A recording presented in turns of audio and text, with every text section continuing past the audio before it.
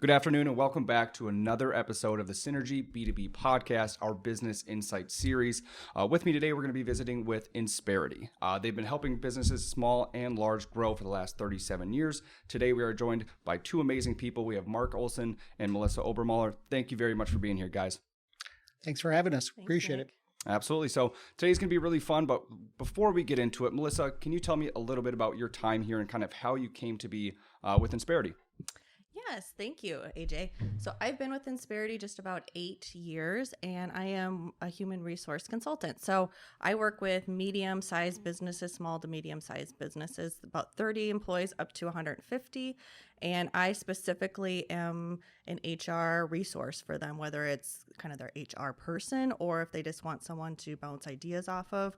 I'm here just to kind of talk through the whole broad range of all HR topics. Very, very cool. And then Mark, if you don't mind doing the same thing to share a little bit about your background here. I've been with Insperity about 10 years, and my job is really to go out and meet small and mid-sized business leaders, really explain to them how human resources can be done a different way, investigate what they're currently doing, how to improve their workflow efficiencies, and really affect their profitability. Very good. No, and that's fantastic. So again, appreciate you guys being on the podcast today. We're going to kind of jump into it because HR is a very, very broad topic. So I want to hit on a couple important pieces here. First of all, I do want to address some of the issues or maybe some of the areas that, small to mid-sized companies are dealing with. Maybe what are some areas that you guys are seeing that they're, maybe causing frustrations within these organizations? Mark, do you want me to take this? Yeah. Why don't you hop in first? All right. So one of the things I'm seeing a lot with clients, I probably hear it from just about every one of my clients lately, is recruiting, retention. How do we get employees? How do we keep employees? We're still, I think, on that tail end of the Great Resignation. So we're just seeing a lot of people switching businesses. I think the new stats are people are staying about 2 years at a company, especially millennials and Gen Z. So companies are really looking at, okay, how do I set myself apart? What do I do to keep my employees, keep my superstars, and how do I attract those new superstars? So what I do with clients is I talk a lot about, okay, big picture, what does that look like? What's our culture? Why are people staying? Interview, ask your employees, survey them, ask them, okay, why are you staying? What are some things we could improve on? Because every company has things you can improve on, can do a little bit better, those areas of opportunity.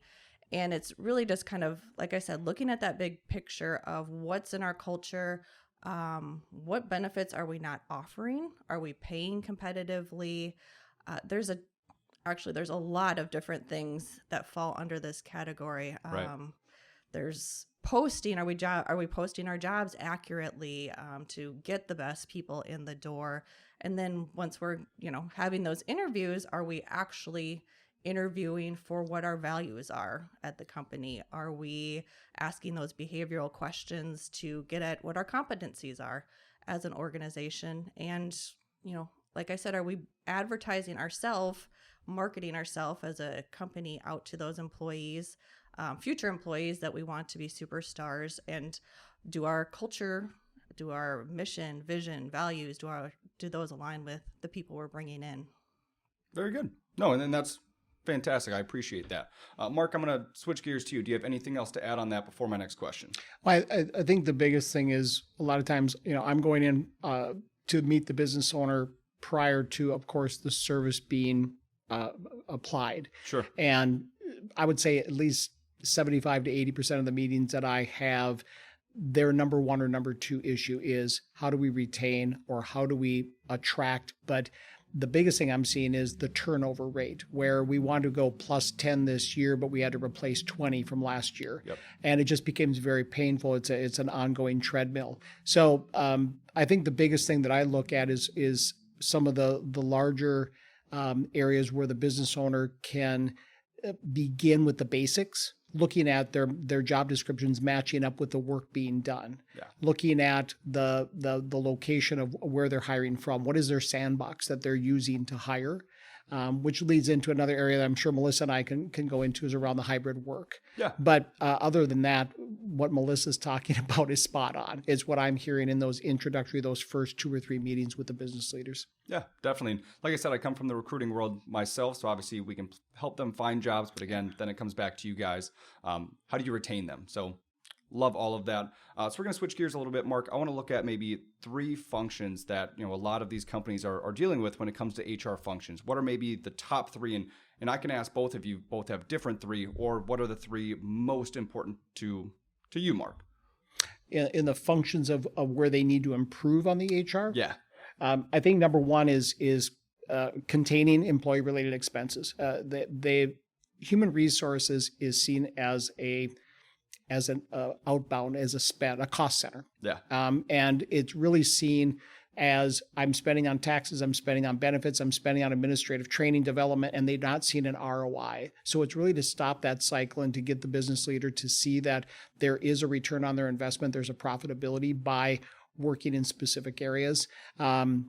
I think it's their hiring practices overall is another one that is affected dramatically in when you're looking at what is their like I said, their sandbox for hiring. It used to be 30 to 40 miles within their business. Now it could be nationwide based upon the industry and what their job descriptions are, what the work is that's being done. The other piece is how do we develop?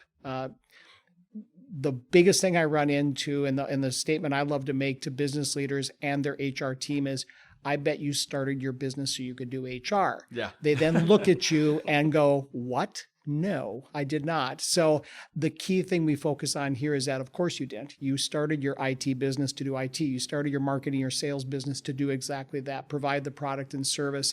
And what we have to get them in the mode is now, who is going to be the expert on the HR and what do you have in place to help grow the business on that side? Sure. And I think, too, one of the things I have noticed is that a lot of business leaders are now understanding after the pandemic how important HR is. They realize that, oh my gosh, all of a sudden we were out of the office within days and we didn't have an infrastructure for people to work remote. We didn't have, anything set up. And HR was really that function who jumped in and said, okay, let's figure this out. What are our processes? What does this look like? How do we transfer our culture to a virtual environment? And I've really heard from a lot of business leaders that now they're understanding what that people element is for their business. And like Mark said, it's not easy to quantify a lot of times, but they're understanding a little bit more of what that broader picture looks like from the people aspect. Sure. No, and honestly, I think HR people, especially after the pandemic, they are the unsung heroes that no one paid attention to, but they kept everything moving and not enough people maybe paid attention to it. So again, kudos for everything you guys have done and HR people in general have done. It's meant a lot. I guess, we're going to switch gears a little bit unless you guys have another area of concern that you want to take a look at. No, ask away. Ask away. All right. So Mark, you meet a lot of people, and Melissa, I'm sure you do too. What are maybe the biggest things that come up within, whether it's in an introductory call or in a consulting basis? What are the main things that you guys are hearing within a lot of your clients and past clients? Outside of that recruiting retention piece, I would say the next big thing is hybrid work of how do we manage that with employees? What does that look like? And I work with a lot of clients on, the first step is figuring out, okay, what does this look like for the company? Coming up with maybe a policy or some procedures, just having that framework of what is it exactly? Are we letting people work remote 5 days a week? Is it 2 days a week? Is it 3? Whatever that might be, of figuring that out of, okay, we need to put parameters around it. And then also we need to be open. What's the business reason? Because employees need a reason why they need to come back into the office. And I think if you've got a good reason, here at Insperity, we like to be together just to collaborate. Yeah. And that's a big thing too. In-person collaboration is a lot different than virtual, as we all know 100%. Over the last couple of years. So it's really important, I think, to look at that from the leadership standpoint of what does this look like for our company and how are we going to do it well? And then, explain it to employees, hold them accountable, and also talk with managers, because managing in a remote or hybrid work environment is a little bit different. You got to be more mindful. Communication isn't as easy as just walking over to someone's desk. It's, you got to either pick up the phone or use, if it's Slack or Teams or whatever it might be. But it's, kind of that whole big picture of what does this look like for our company? How does it fit into our culture? And then how are we going to execute on that? So employees understand the why behind the new policy. What I'd like to add onto that is once they do develop that hybrid or that whatever type of workflow they're going to have for their employees, does it affect them all? Are there aspects of their business that can't have that in place, and how they're going to address that? The other piece is once they settle into that, what about your review process? What about your accountabilities? What about the job responsibilities? How are they managing that? And then how are they developing the people to the next level? When you're in an office space, I was working with a company about 90 employees, and about 60 of them are now remote. They had to adjust a lot of those aspects to keep the development of the people at the same pace. And that's where we really put our trust in the service side, coming in when they become a client. But for all businesses, there's that aspect. And the key thing that I find is a gap is business owners know they have to pay payroll. They have to, measure time. They have to give reviews in most cases. It's the other pieces of development, training, organizational structure, things like that get left behind because they simply run out of time. Yeah. So no, I guess part of that answer, so there's no silver bullet. If you go in to consult with a company, you can't just say, yep, let them work from home these 2 days and these 3 days. So it definitely has to be on a company by company basis, correct? Absolutely. Absolutely. Yep. And so when you go into companies, what is maybe some of those tools you use to help identify what that can look like, or what's going to be the most effective for their organization? I'll start on this, Melissa, because I know you're going to have some really good things that you've done with clients. What I look for when I first meet the business is, what do you have in place? What are you currently doing? You don't have to recreate the wheel. Tell me what is in place and what's working and what isn't working. What has changed and why did you change it? If there's nothing in place, then we stress that let's get a foundation built. But I think the biggest thing is to get that baseline that they don't have to start from scratch, because there's usually a script written. It just needs to be edited. Sure. Yeah, absolutely. I come in and with a blank piece of paper and say, okay, let's talk about this. What are your pain points? Where are you having problems? Where are you struggling? What's going well? Because a lot of times too, if you look at what's going well, you can build off of that and, possibly replicate it for another policy or procedure, whatever it might be. So I look at it kind of big picture too of, okay, let's see what's going on. What are your pain points? Some things we have, we've done with every client and, it's A, B, and C, but other times it's not, it's something outside the box. So it's brainstorming with them. Okay, how is this going to work? What's your culture look like? Every business is different. Every culture is different. And we really like to make sure that what we're doing with clients is impactful, because at the end of the day, we don't want people to say, okay, we've done all this work and now it's not really working. So really looking at kind of the big picture of what's going on. Sometimes it might be drilling down into, there's an issue. We don't really know what the issue is. Doing a lot of times how we'll start is doing an employee survey, just getting feedback from the employees. And a lot of times, when it's anonymous, you will get a lot of feedback, whether you like it or not. So the honesty comes out. Yes. You got to be prepared that if you do a survey that you might hear things that you don't like, and you have to address those and, look at how to move forward from those too. So that's really how I approach it with clients is, really kind of looking at what the pain points are, what they've done well, and then just working with them on a plan to move forward and figure out what those next steps are. Sure. And I feel like a lot of this work from home stuff has been kind of a moving target. So I feel to have you guys as experts within this space and also seeing what other companies are doing, I think that's almost invaluable because, during the pandemic, everybody just went work from home. And then when, 2021, there were so many opportunities that companies forced the work from home because they needed the employees. Now we need to bring that back. So are you seeing more and more companies starting to go back, or is that something that's maybe taken place, 6 months to even a year ago? What are you guys seeing in that space?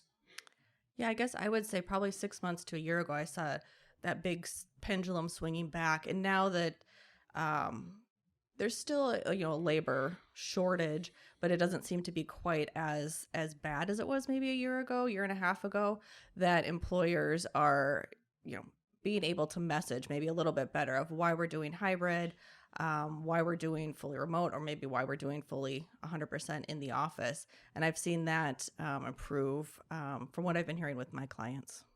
Sure.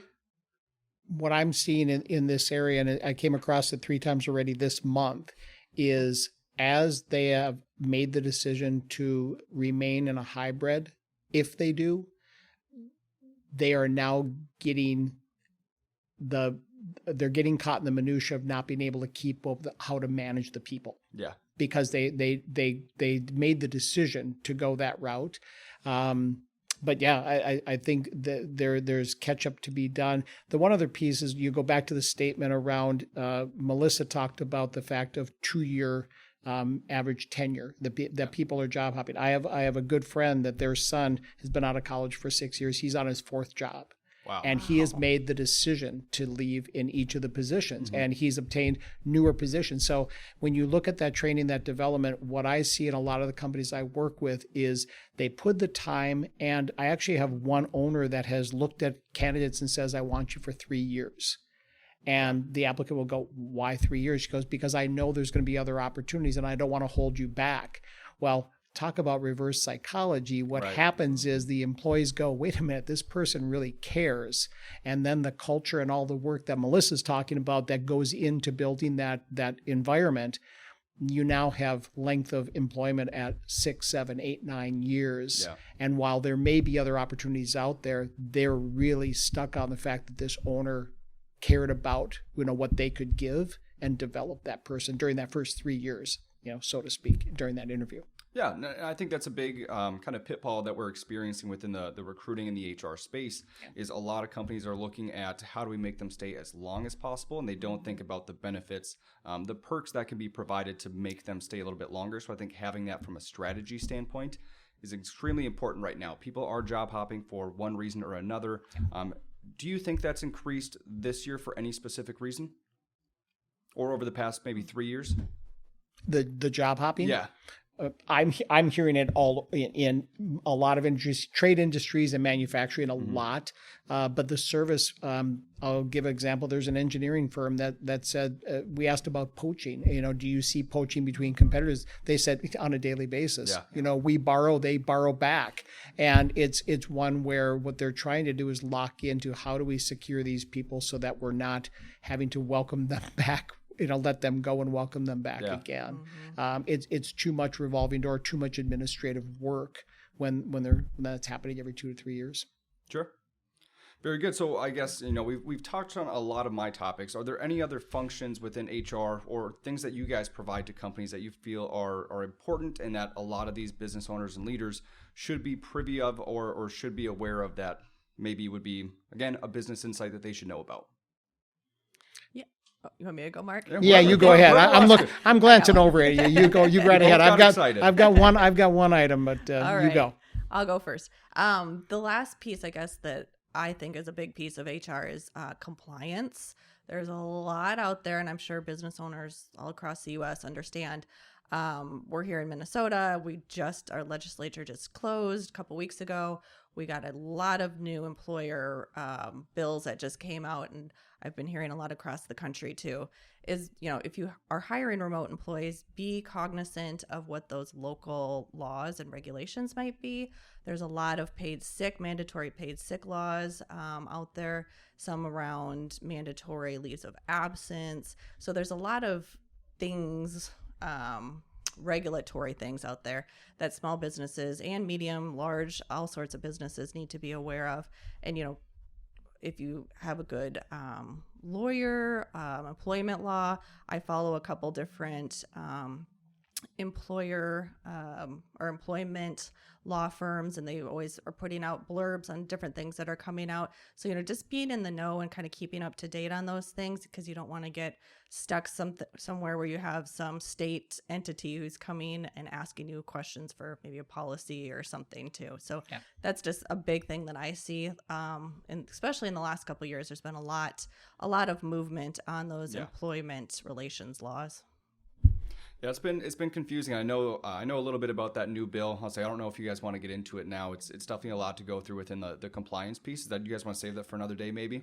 Yeah, I think so. We absolutely can. I feel like it's still so new. I'm not that knowledgeable on it, so I was like, maybe We're I can still learning cheat. too. Yes. Okay, get some information. But Mark, I know you had a point as well. If you want to kind of go off on that. Well, been with this organization for over 10 years and working with small businesses for nearly 30. And one of the things that I still recognize that surprises me is that measuring the true, what we call fringe cost. Sure. If you're going to pay me a $50,000 salary, you have 4 areas as an employer that you're putting into the bucket. On top of that, you got taxes, you've got insurances, you got benefits. There's skin in the game for the employee and the company, and then you have administrative cost. That's everything else that you're doing that around the onboarding, not just the payroll and time and attendance, but the development, the performance reviews, all those other things.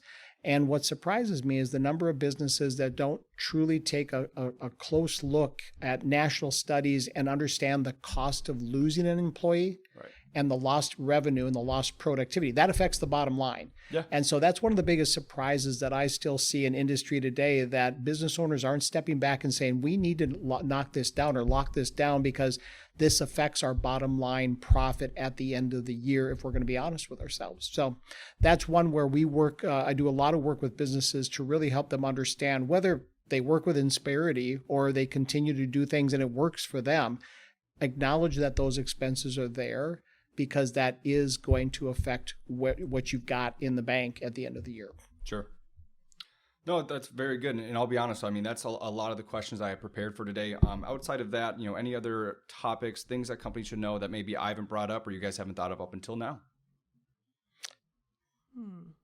No, I think that's kind of covered the core ones that we really brought to the table for today. Perfect. Like I said, I'll say it is the Business Insight series, so it's not going to be a one and done. I'm sure we'll have you back on. There's always things that are changing in the market. I do want to thank, again, Melissa, Mark, and Insperity. Really appreciate you guys coming on the podcast today. We'll be back eventually. I'll say we have to get the time frame down. But again, for myself, AJ Nomeyer, appreciate you guys tuning in, and we'll see you next time. Thanks. Thanks, AJ. Thank you.